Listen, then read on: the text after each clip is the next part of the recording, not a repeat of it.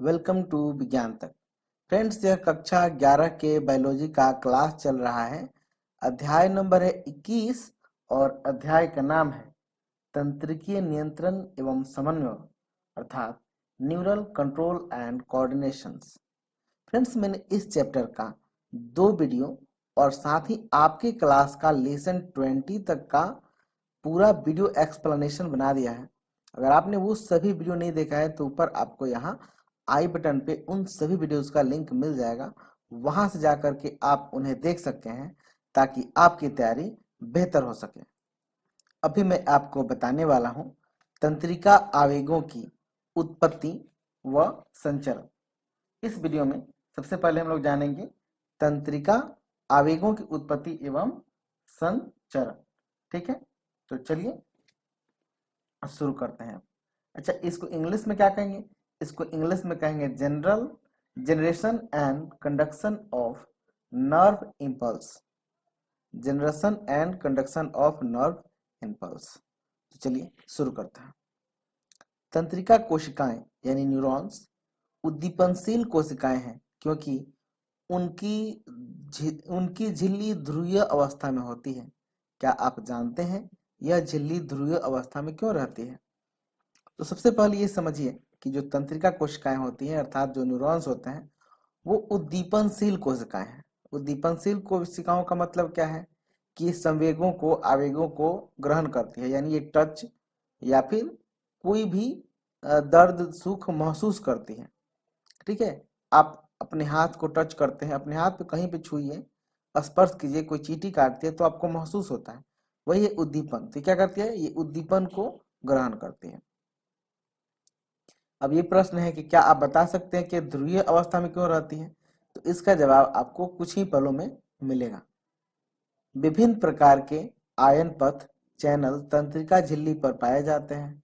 ये आयन पथ विभिन्न आयनों के लिए चयनात्मक पारगम होती है। जब कोई न्यूरॉन्स आवेगों का संचरण नहीं करते हैं, जैसे कि विराम अवस्था में, तंत्रिकाक्ष झिल्ली सोडियम आयंस की तुलना में पोटेशियम आयंस तथा क्लोराइड आयंस के लिए अधिक पारगम्य होती है। इस चीज को थोड़ा सा देखिए, यहाँ पे इस फिगर में मैं इधर फिगर बना रहा हूँ, वो आप समझिए। ये मान लीजिए कि ये झिल्ली है, ठीक है, किसकी? जो तंत्रिका कोशिकाएं हैं उनकी ये झिल्ली है, उनके ऊपर ये झिल्ली है, परत है। तो ये जो झिल्ली होती है ना, ये चयनात्मक झिल्ली होती है। क्या होती है? चयनात्मक झिल्ली होती है। चयनात्मक झिल्ली का चयनात्मक पारगम्य होती है। चयनात्मक पारगम्य का मतलब है कि कुछ विशेष पदार्थों को अंदर जाने देगी, लेकिन सभी पदार्थों को अंदर नहीं जाने देगी। उसी प्रकार कुछ विशेष पदार्थों को अंदर से बाहर की ओर जाने देगी, लेकिन सभी पदार्थों को नहीं जाने देगी। समझ गए होंगे?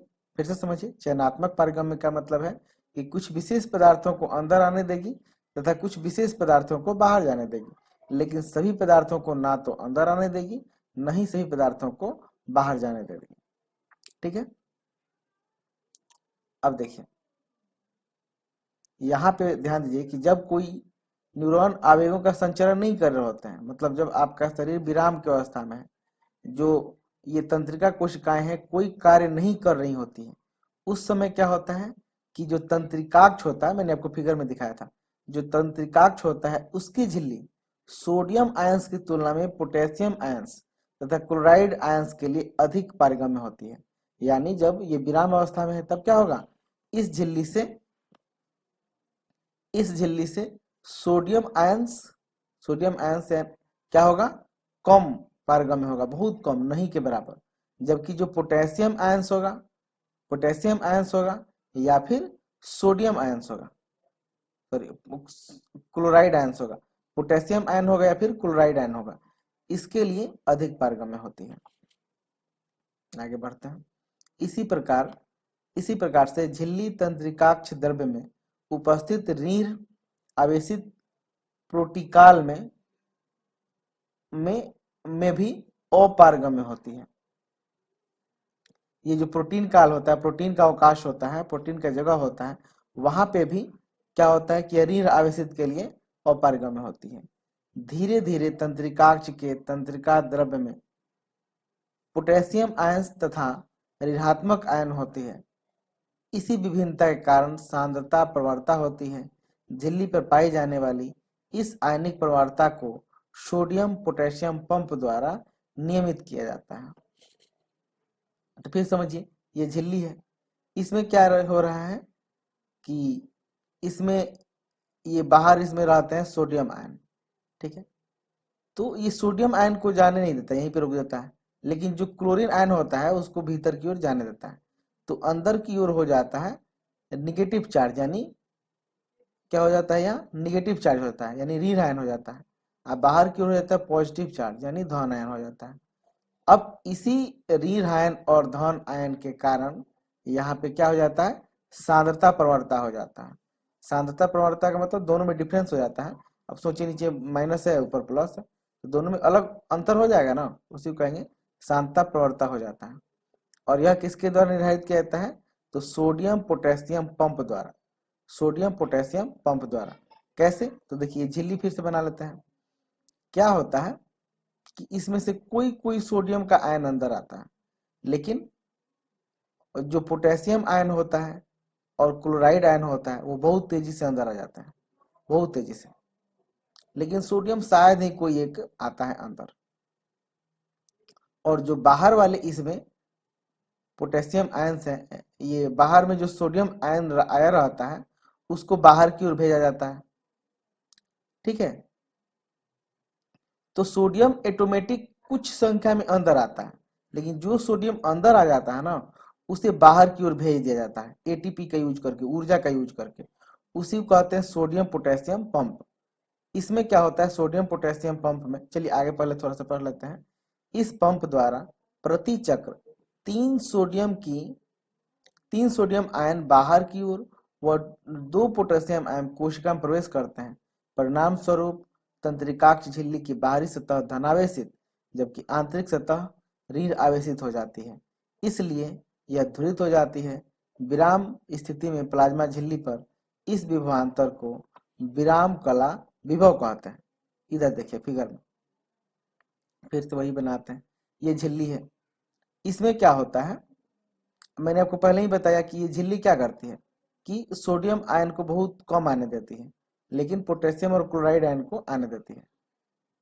अब सोडियम पोटेशियम जो पंप है वो क्या करता है कि प्रत्येक चक्र में तीन सोडियम आयन को बाहर निकालता है। मान लीजिए कि तीन सोडियम आयन है, ये तीन सोडियम आयन है, कौन सा आयन है, सोडियम आयन है। तीन सोडियम आयन को बाहर निकालता है, जबकि अंदर क्या लाता है, एक बार में दो पोटेशियम आयन को बाहर लाता है।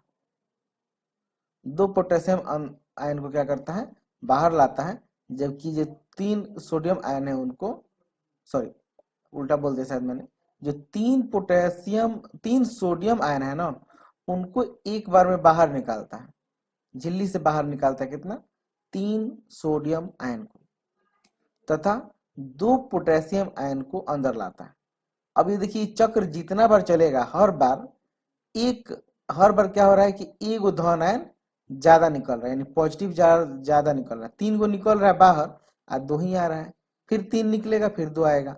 इसलिए एक ऐसी स्थिति आ जाती है कि बाहर केवल केवल क्या मतलब बहुत अधिक संख्या में प्लस बन जाते हैं, अंदर बहुत संख्या में माइनस बन जाते हैं। इसी स्थिति को कहते हैं विराम कला विभव। ठीक है, आगे जानते हैं। आप जानने के लिए उत्सुक होंगे कि तंत्रिकाक्ष पर तंत्रिका आवेग की उत्पत्ति एवं उनका संचरण किस प्रकार होता है।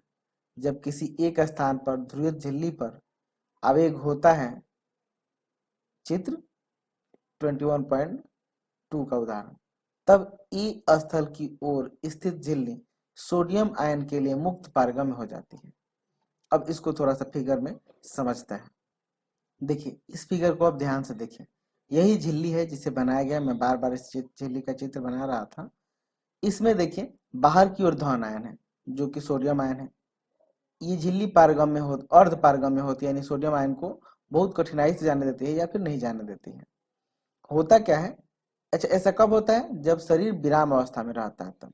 लेकिन जैसे ही कोई हमें इम्पल्स महसूस होता है, कोई छूता है या कोई चींटी या फिर कोई भी चीज हमारी त्वचा से टच में आती है, उसी समय देखिए हमारी जो मांसपेशियां होंगे, मांस होंगे, हमारा अंग है, उसमें चारों तरफ न्यूरॉन्स फैले होते हैं, और जैसे ही कोई छूता है तो ये न्यूरॉन्स न्यूरॉन्स जो होते हैं, तंत्रिका कोशिका होती है, उन पर भी उन्हें महसूस होता है, आवेग महसूस होता है, इंपल्स महसूस होता है।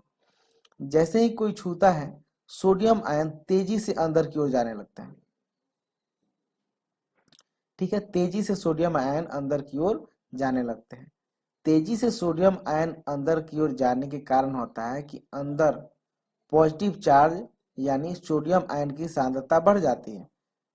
ठीक है, अंदर क्या होता है, बहुत ज्यादा पॉजिटिव चार्ज हो जाता है, और बाहर की ओर क्या हो जाता है, निगेटिव चार्ज हो जाता है। इसके कारण यही पॉजिटिव चार्ज चूंकि हो जाता है, यहाँ पे तो मानिए टच हुआ तो यहाँ पे पॉजिटिव चार्ज है, लेकिन इधर तो चारों तरफ निगेटिव चार्ज है, इसलिए तेजी से इसमें गति करता है, और मिली सेकेंड्स में 0.6 मिली सेकेंड्स में ये उत्पन्न होकर और यही इम्पल्स आगे की ओर भाग जाता है। मतलब जो हमें टच होता है वो इन तंत्रिका कोशिकाओं के माध्यम से आगे की ओर चला जाता है। फिर जाने के साथ ही जैसे ये जाता है तो ये पॉजिटिव चार्ज आगे बढ़ गया, तभी काफी तेजी से फिर से ये आयंस बाहर की ओर निकलने लगते हैं, जो सोडियम आयंस होते हैं वो बाहर की ओर निकलने लगते हैं, इसलिए पुनः अपने पुरानी अवस्था में आ जाता है। यहाँ पे दिखाया गया है कि देखिए कैसे गति करके जा रहा है, वो सेम चीज है। आगे देखते हैं, जिसके फलस्वरूप सोडियम आयन तीव्र गति से अंदर जाते हैं और एक सतह पर विपरीत ध्रुव हो जाता है। यही बात है, पहले क्या है कि पहले पॉजिटिव अधिक थे बाहर और अंदर नेगेटिव अधिक थे, लेकिन सोडियम आयन के जाने से क्या होता है, अंदर की ओर पॉजिटिव ज्यादा हो जाता है और बाहर की ओर नेगेटिव ज्यादा हो जाता है। अर्थात झिल्ली की बाहरी सतह पर ऋणात्मक आवेशित तथा आंतरिक सतह धनात्मक आवेशित हो जाता है। ए स्थल पर झिल्ली की विपरीत ध्रुवता होने से बी ध्रुवीकरण हो जाता है। ए झिल्ली की सतह पर विद्युत विभवांतर क्रियात्मक विभव कहलाता है। ठीक है, जो मैंने वही बताया है, ठीक है, जो मैंने बताया वही सेम चीज यहाँ पे लिखा हुआ है कि ए झिल्ली की सतह पर विद्युत विभवांतर क्रियात्मक विभव कहलाता है। अब जहाँ पे हम लोग टच करते हैं या जहाँ पे हमें उद्दीपन महसूस होता है, उस झिल्ली पे ऐसा ये सभी घटनाएं होती हैं, उसी को कहते हैं हम लोग विद्युत विभवांतर क्रियात्मक विभव, या फिर इसे क्रियात्मक विभव भी कह सकते हैं, एक्शन पोटेंशियल, जिसे तथ्यात्मक रूप से तंत्रिका आवेग कहा जाता है। और इसी को हम लोग तंत्रिका आवेग कहेंगे, क्योंकि जो टच किया गया था वही तो आगे की ओर बढ़ता है। ठीक है, ये फिगर मैंने आपको दिखाया है। चलिए आगे थोड़ा सा और है, पढ़ लेते हैं। तंत्रिकाक्ष के कुछ आगे जैसे स्थान बी झिल्ली की बाहरी सतह पर धनात्मक आवेश तथा आंतरिक सतह पर ऋणात्मक आवेश होता है। परिणाम स्वरूप ए स्थल से बी स्थल की ओर झिल्ली की आंतरिक सतह पर आवेश विभव का संचरण होता है। अतः स्थान ए पर आवेग क्रियात्मक विभव उत्पन्न होता है। वही चीज था मैंने बताया, आखिर जो उद्दीपन था वो कहाँ पे महसूस हुआ था, ए पर इतना दूर में उत्पन्न हुआ था, या यहाँ पे देखें तो इतना दूर में, लेकिन बी के पास तो नहीं हुआ था ना, इसलिए इधर की ओर ये क्या होता है, इधर की ओर गति करता है। तंत्रिकाक्ष की लंबाई के समानांतर क्रम का पुनरावर्तन होता है, आवेग का संचरण होता है। उद्दीपन द्वारा प्रेरित सोडियम आयन के लिए बड़ी पारगम्यता क्षणिक होती है। मैंने आपको बताया ये बहुत ही कम क्षण के लिए होता है, 0.6 सेकंड, यानी 0.6 आप इसे मिली सेकंड कह सकते हैं, 6 से 70 मिली सेकंड के आसपास होता है। उसके तुरंत पश्चात पोटेशियम आयन के प्रति पारगम्यता बढ़ जाती है। कुछ ही क्षणों के भीतर पोटेशियम आयन झिल्ली के बाहरी की ओर प्रसारित हो जाते हैं और उद्दीपन के स्थान पर विराम विभव का पुनः संग्रह हो जाता है तथा तंतु आगे के उद्दीपनों के लिए एक बार फिर से उत्तरदायी हो जाता है। तो ही होता है, वो कुछ क्षणों के लिए होता है और कुछ क्षण के बाद फिर से सोडियम आयन बाहर निकल जाते हैं, पोटेशियम आयन अंदर आने लगते हैं, जिससे पहले वाली स्थिति हो जाती है। ठीक है, आप समझते हैं आवेगों का संचरण। आवेगों का संचरण, तंत्रिका आवेगों का एक न्यूरॉन से दूसरे न्यूरॉन तक संचरण सिनेप्टिक द्वारा होता है। ठीक है, जो आवेग उत्पन्न हुआ था वह क्या होता है, एक न्यूरॉन से दूसरे न्यूरॉन तक जाता है। वो किस माध्यम से जाता है, सिनेप्टिक द्वारा। अब मान लीजिए कि आपने तंत्रिका कोशिका पढ़ी थी, तो देखिए तंत्रिका कोशिका की कुछ संरचना इस तरह से होती है। ठीक है, ये जो ये वाला अंग है इसी को सिनेप्स कहते हैं। इसी के माध्यम से एक दूसरा भी तंत्रिका कोशिका जुड़ी होती है। ठीक है, ये मान लीजिए कि जुड़ी हुई है।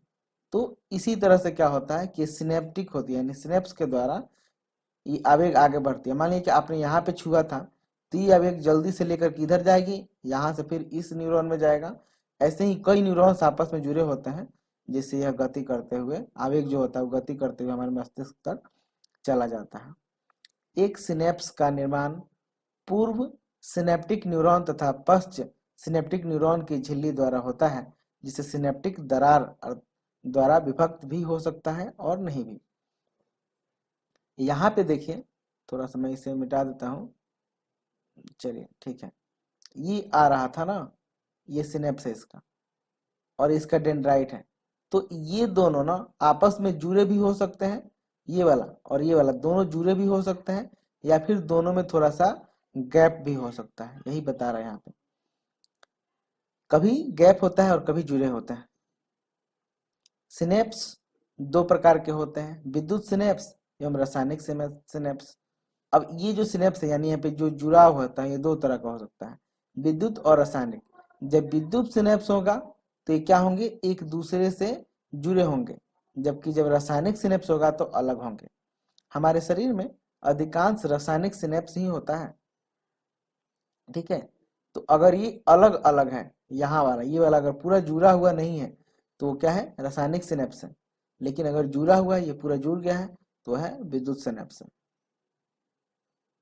आगे देखते हैं, विद्युत सिनेप्टिक पर पूर्व और पश्च सिनेप्टिक न्यूरॉन की झिल्लियां एक दूसरे के समीप होती हैं। एक न्यूरॉन से दूसरे न्यूरॉन तक विद्युत धारा का प्रवाह सिनेप्सिस से होता है, ये बता ही दिया मैंने। विद्युतीय सिनेप्सिस से आवेग का संचरण एक तंत्रिकाक्ष के आवेग के संचरण के समान होता है। विद्युतीय सिनेप्टिक के आवेगों का संचरण रासायनिक सिनेप्सिस से संचरण की तुलना में अधिक तीव्र होता है। हमारे तंत्र में विद्युतीय सिनेप्स बहुत कम होते हैं। मैंने आपको बताया है कि जो विद्युतीय सिनेप्स होंगे, विद्युतीय सिनेप्सिस होंगे, यानी जो विद्युतीय रूप से जुड़े होंगे, सटे हुए होंगे, इस प्रकार से होंगे, ऐसे सटे हुए, तो इसे कहें हम लोग विद्युतीय सिनेप्सिस। अगर विद्युतीय सिनेप्सिस है तो आवेगों का संचारण बहुत तेज होगा, लेकिन अगर रासायनिक सिनेप्सिस है तो आवेगों का संचारण कुछ धीरा होता है। और जो विद्युतीय सिनेप्सिस होते हैं वो बहुत ही कम होते हैं, कुछ हमारे मस्तिष्क की कोशिकाओं में होते हैं, कुछ अन्य भागों में होते हैं, लेकिन इनकी संख्या बहुत होती है। रासायनिक सिनेप्स ज्यादा होता है। रासायनिक सिनेप्स पर पूर्व एवं पश्च सिनेप्टिक न्यूरॉन्स की झिल्लियां द्रव से भरे अवकाश द्वारा पृथक होती हैं, जिसे सिनेप्टिक दरार कहते हैं। चित्र 20.21.3। तो मैंने आपको बताया है कि दो न्यूरॉन्स के बीच में जो सिनेप्स और डेंड्राइट जुड़ते हैं, उनके बीच में जो दरार होता है उसे सिनेप्टिक दरार कहते हैं। क्या आप जानते हैं कि किस प्रकार सिनेप्टिक आवेग का संचरण सिनेप्टिक दरार के पश्च सिनेप्टिक न्यूरॉन तक करते हैं? हाँ, ये रासायनिक के माध्यम से करते हैं, वो अभी हम जानेंगे। सिनेप्टिक द्वारा आवेगों के संचरण में न्यूरोट्रांसमीटर या तंत्रिका संचारी कहलाने वाले रसायन सम्मिलित होते हैं। ठीक है, ये विशेष प्रकार का रसायन होता है। ये रसायन क्या करता है, न्यूरोट्रांसमीटर का काम करता है, यानी तंत्रिका संचारी कहें या फिर कहें कि आवेगों का संचरण करने के लिए कार्य करता है।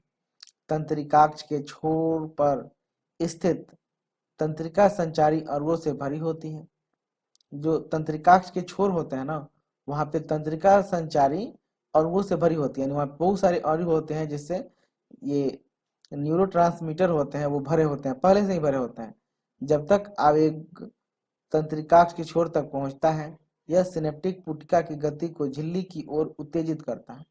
और जैसे ही हमारे शरीर से आवेग जाता है, कोई सूचना जाती है, तो ये क्या करता है, झिल्ली की ओर इसको उत्तेजित करता है, जहां वे प्लाज्मा झिल्ली से जुड़कर तंत्रिका संचारी अणुओं को सिनेप्टिक दरार में मुक्त कर देता है।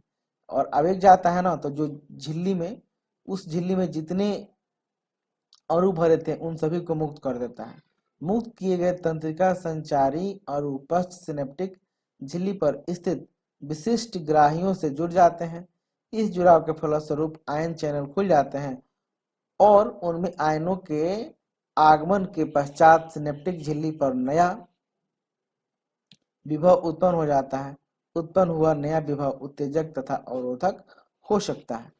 अब यहाँ पे इस फिगर को देखिए, इस फिगर के माध्यम से मैं आपको दिखाता हूँ। थोड़ा सा और इसको छोटा कर लीजिए, ठीक है।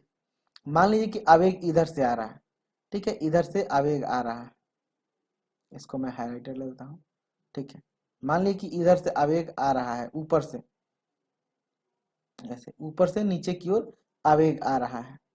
ये वाला है पूरा आपका तंत्रिकाक्ष, ये है तंत्रिकाक्ष का सिरा। यहाँ पे, यहाँ से जो है ये वाला हिस्सा है, ये दूसरे न्यूरॉन्स का है, ठीक है, ये दूसरे न्यूरॉन का है और वो पहले वाले का है। अब आवेग इधर से आएगा तो ये अणु पहले ही से पूरे फूल रहते हैं, देखिए पूरे फूल रहते हैं। ये वाले जो अणु है ये पहले ही से फूल है, ये वाले, यहाँ पे मैं आपको हाईलाइट कर रहा हूँ, यहाँ पे पहले से ही फूल है। जैसे ही आवेग आता है ये सभी आकर के इसमें क्या होता है, फट जाते हैं। ये कलर थोड़ा, चलिए ये लेता हूँ। ये क्या होते हैं, जैसे आता है आवेग ये पूरा फट के इसमें फैल जाता है। ये देखिए था पूरा फट गया, ये भी था, बाद में क्या होता है पूरा फट के फैल गया। और ये अणु के फटने के कारण ये वाले आवेग इसके नीचे वाले दूसरे न्यूरॉन्स में, इसके नीचे जो न्यूरॉन्स थे उसमें चले जाते हैं, और चले जाते हैं तो ये फिर से आपस में बंध जाते हैं और इकट्ठा रहने लग जाते हैं। यही ये प्रथम न्यूरॉन्स था और ये दूसरा न्यूरॉन है। ऊपर की ओर है जो पहला न्यूरॉन है, मिटा दें दीजिए इसको। यहाँ तक जो आपको पीला भाग दिख रहा है, यहाँ से ये क्या है, ये पहला न्यूरॉन है जो ऊपर की ओर है। ये एक दूसरा न्यूरॉन है और इसके नीचे एक और ये दूसरा न्यूरॉन है। इन दोनों के बीच में जो रिक्त स्थान है उसी को सिनेप्टिक दरार कहते हैं, ठीक है। चलिए आगे देखते हैं, जो शायद समाप्त हो गया था, ठीक है। तो ये टॉपिक इसके साथ ही समाप्त होता है। अगला टॉपिक है केंद्रीय तंत्रिका तंत्र अर्थात मानव मस्तिष्क। इसके बारे में मैं आपको चित्र के साथ बहुत डिटेल में बताऊंगा। यह वीडियो आपको कैसा लगा है कमेंट करके जरूर बताइएगा। अच्छा लगा है तो लाइक कीजिएगा, अपने फ्रेंड्स के साथ शेयर कीजिएगा। कोई शिकायत या सुझाव हो उसे भी कमेंट बॉक्स में लिख सकते हैं। यह वीडियो देखने के लिए आपका बहुत बहुत धन्यवाद। बाय।